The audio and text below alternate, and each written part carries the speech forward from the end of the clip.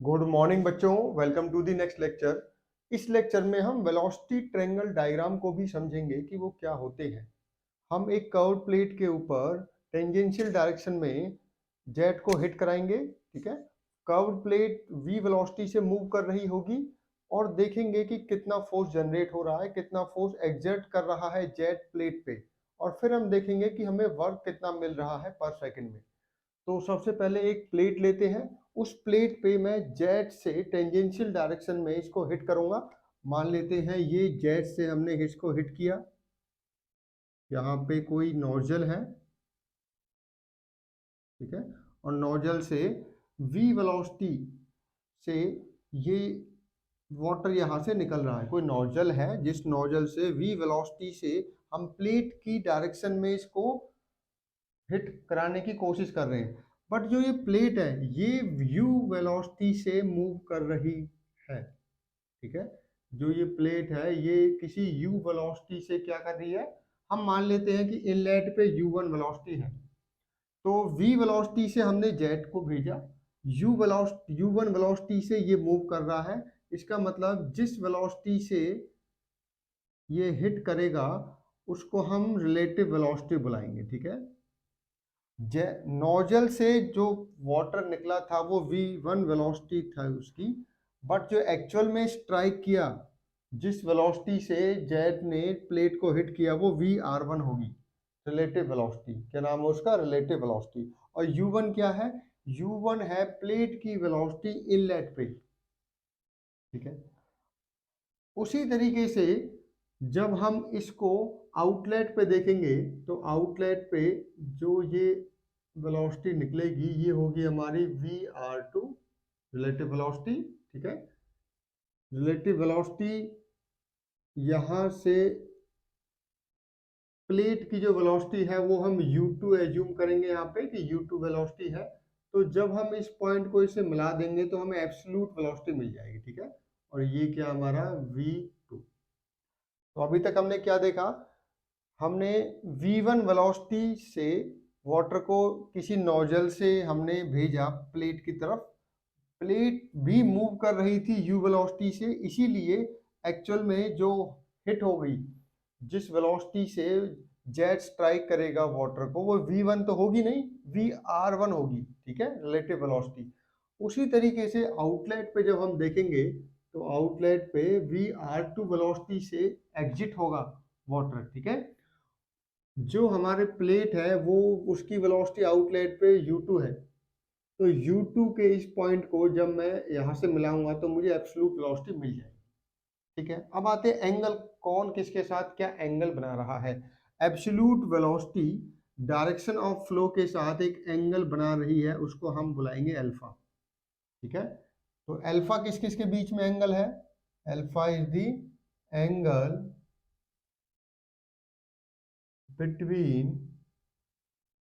Between absolute velocity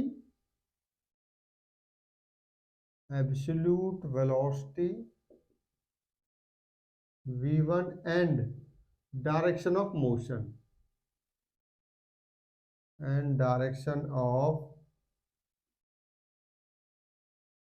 motion of plate at inlet।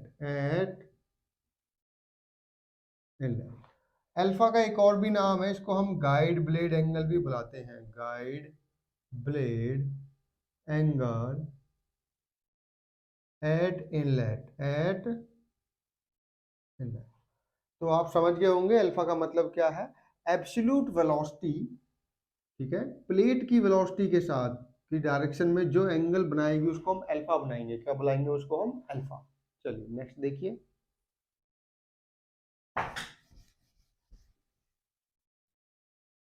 Next, relative velocity भी direction के साथ, जो ये रिलेटिव वेलोसिटी है ये भी प्लेट की डायरेक्शन के साथ एक एंगल बनाएगी, उसको हम बोलेंगे थीटा।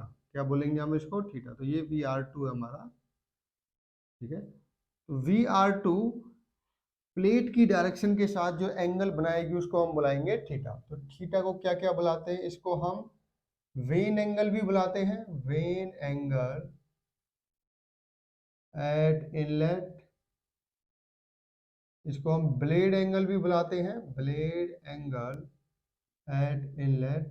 और एक्चुअल में होता क्या है, it is the angle made by VR1 relative velocity with the direction of motion, with the direction of motion of plate at inlet। ठीक है, ये वो एंगल है जो VR1 प्लेट के मोशन की डायरेक्शन के साथ जो एंगल बनाएगा इनलेट पे, ठीक है, उसको हम बुलाएंगे थीटा। इसके कई नेम है इसके, इसको वेन एंगल भी बुलाते हैं हम, इसको ब्लेड एंगल भी इसको हम बुलाते हैं। ठीक है, नेक्स्ट।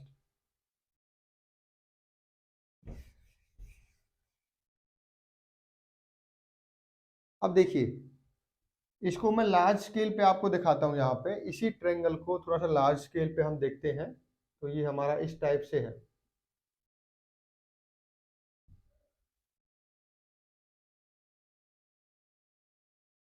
ठीक है, इस ट्रायंगल को मैं यहाँ पे दिखा रहा हूँ आपको। मान लेते हैं ये ए पॉइंट है, ये बी पॉइंट है, ये सी पॉइंट है और ये आपका डी पॉइंट है। ठीक है, ये क्या है आपका U1।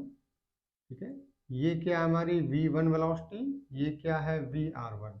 ठीक है, ये एंगल क्या है हमारा अल्फा, ये क्या है थीटा। तो ये हमारा एक ट्रायंगल है, इसीलिए इसको वेलोसिटी ट्रायंगल भी बुलाते हैं, वेलोसिटी ट्रायंगल डायग्राम। देखो वेलोसिटी को रिप्रेजेंट कर रहे हैं हम सभी को, तो ABD इसको हम क्या बुलाएंगे, velocity triangle eight inlet, velocity triangle eight inlet. अब देखिए, इसमें दो कंपोनेंट और हैं। V1 एब्सोल्यूट वेलोसिटी के दो कंपोनेंट होंगे, एक तो फ्लो की डायरेक्शन में और एक परपेंडिकुलर में। तो जो फ्लो की डायरेक्शन में है इसको हम बुलाएंगे VW1, और जो परपेंडिकुलर डायरेक्शन में है उसका नाम होगा VF1। तो VW1 क्या है, VW1 is the component velocity component of absolute velocity component in the direction of flow। VF1 क्या है, component of absolute velocity perpendicular to direction of the flow। ठीक है, इसको हम बुलाते भी हैं, देखिए VW1 का क्या नेम है, इसको हम वेलोसिटी ऑफ वर्ल्ड भी बुलाते हैं, velocity of world at inlet. और दूसरा क्या है, कंपोनेंट ऑफ एब्सोल्यूट वेलोसिटी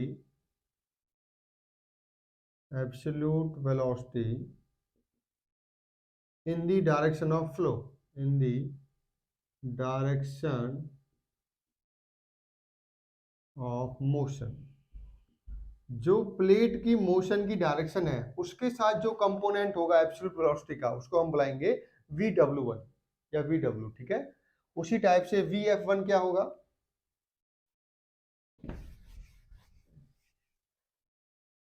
देखिए VF1 क्या है, component of velocity, component of absolute velocity, sorry, component of absolute velocity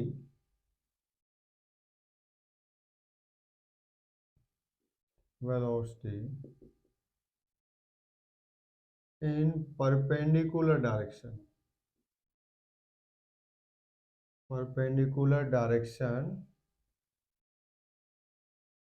to the motion of plate। इसको हम वेलोसिटी ऑफ फ्लो भी बुलाते हैं, वेलोसिटी ऑफ फ्लो। अगर 1 है तो इनलेट बोलेंगे इसको, एट इनलेट। ठीक है, तो समझ में आ गई सारी वेलोसिटी आपको। ये एब्सोल्यूट वेलोसिटी है, जिस वेलोसिटी से नोजल से निकला है वाटर, ये वो वेलोसिटी है। VR1 वो वेलोसिटी है जिस वेलोसिटी से वो जेट ने प्लेट को हिट किया, रिलेटिव वेलोसिटी। ठीक है, VW1 और VF1 क्या है, ये कंपोनेंट है, V1 के कंपोनेंट है, ये हमारा अलोंग द फ्लो है और ये परपेंडिकुलर डायरेक्शन में, ठीक है। अब बिल्कुल सेम जैसे हमने इनलेट पे बनाया उसी तरीके से आउटलेट पे भी बनेगा, ठीक है, या एग्जिट पे भी बनेगा। अब एग्जिट पे देखते हैं। एग्जिट पे ये हमारा VR2 है, ठीक है, दिस इज VR2, ठीक है। VR2 एंगल बनाएगा, यहाँ पे VR2 ने थीटा बनाया था, यहाँ पे बनाएगा फाई, ठीक है। उसी तरीके से V2 एंगल क्या बनाएगा, V2 एंगल बनाएगा फ्लो के साथ बीटा, ठीक है, और एक वर्टिकल कंपोनेंट इसका होगा। इसको मैं लार्ज स्केल पे यहाँ पे दिखा रहा हूँ, तो ये कुछ इस टाइप से आपकी होगी।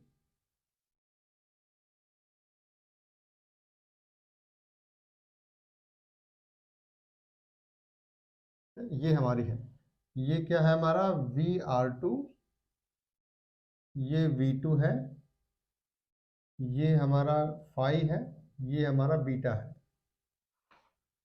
रिलेटिव वेलोसिटी फ्लो के साथ जो एंगल बनाएगी उसको हम फाई बुलाएंगे, ठीक है। एब्सोल्यूट वेलोसिटी फ्लो के डायरेक्शन के साथ जो एंगल बनाएंगे उसको हम बुलाएंगे बीटा, ठीक है। अब जैसे हमारा इनलेट पे दो कंपोनेंट थे एब्सोल्यूट वेलोसिटी के, ऐसे आउटलेट पे भी होंगे। तो ये वाला कंपोनेंट हम बुलाएंगे इसको VF2, और ये क्या होगा, ये होगा VW2, VW2।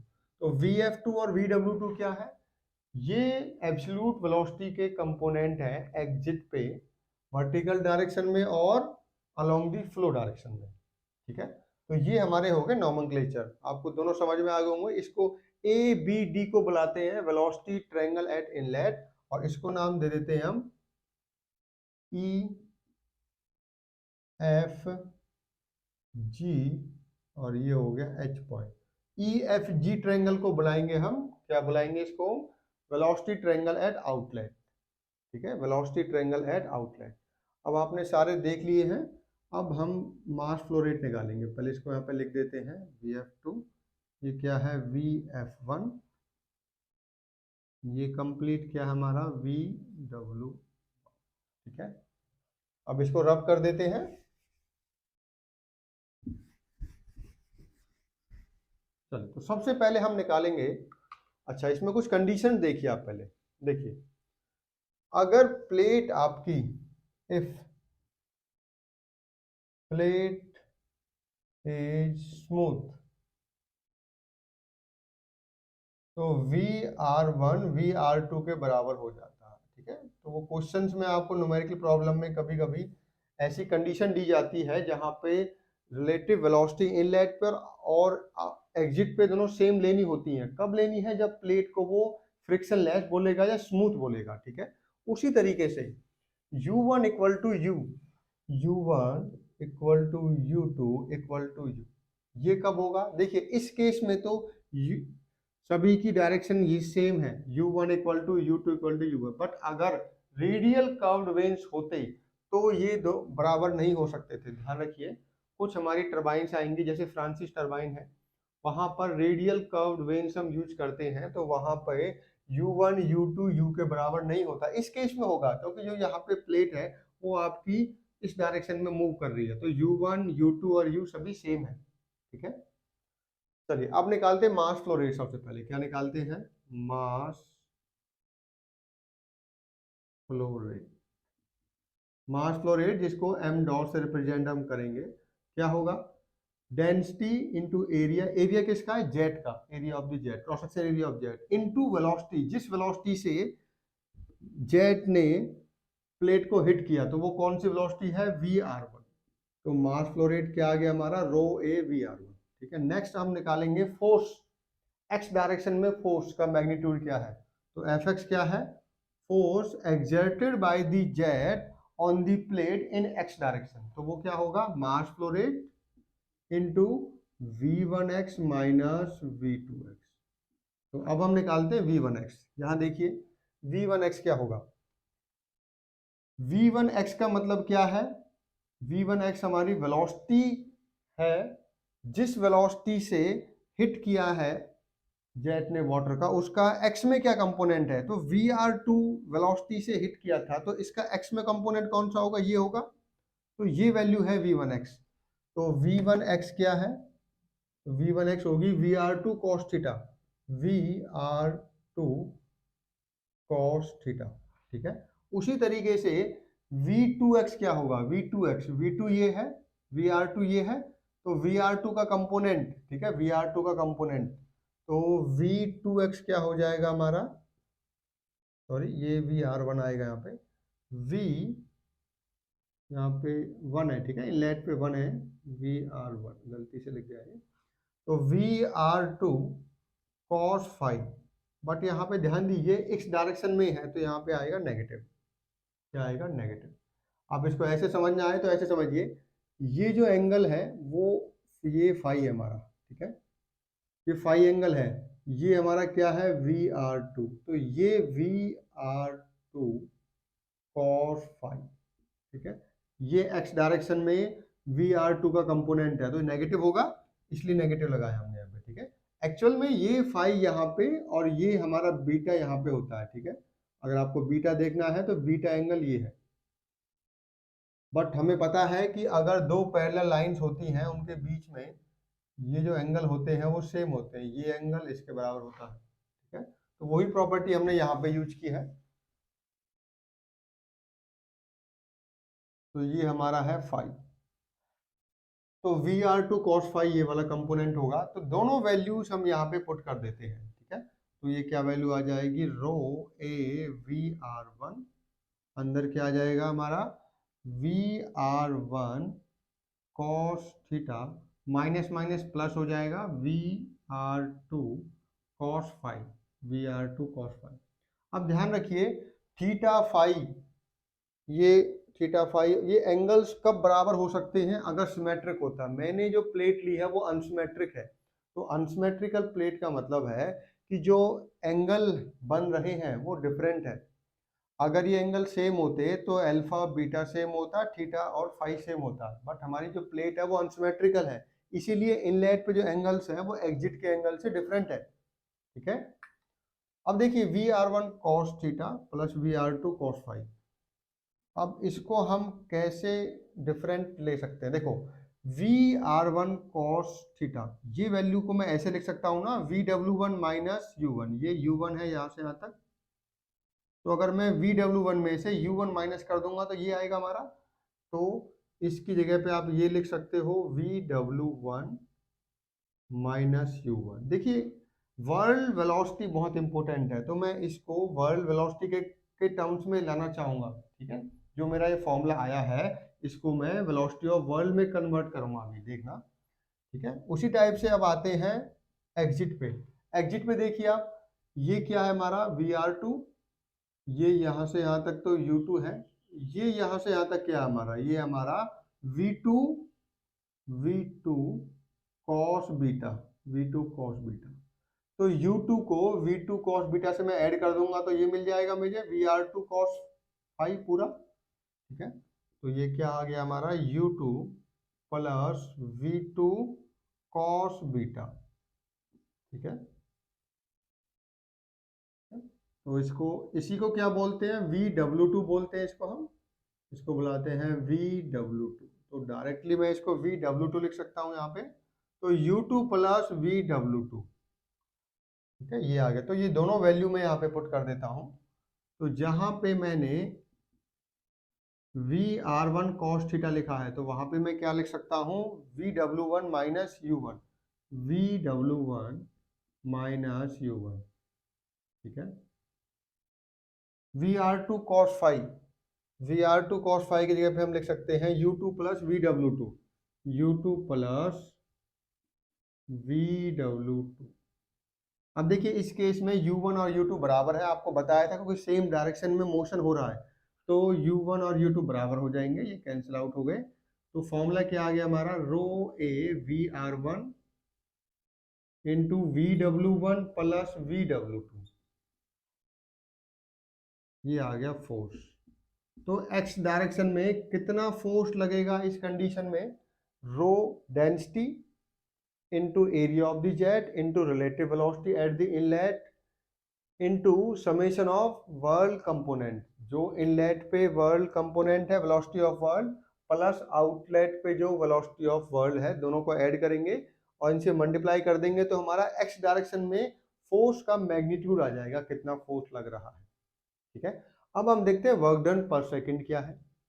वर्क डन पर सेकंड, देखिए ये यहाँ पे मोशन है तो वर्क डन आपको मिलेगा। जिस जिस केस में वर्क डन होता है वहां पे आपको, जिस केस में मोशन होता है, फोर्स है और फोर्स की डायरेक्शन में मोशन है, तो वहां पे आपको वर्क डन है। देखो एक्स डायरेक्शन में आपने फोर्स लगाया और इसी डायरेक्शन में वेलोसिटी है, तो हमारा वर्क डन क्या हो जाएगा, वर्क डन पर सेकेंड, पर सेकेंड क्या हो जाएगा, equal to F X into you.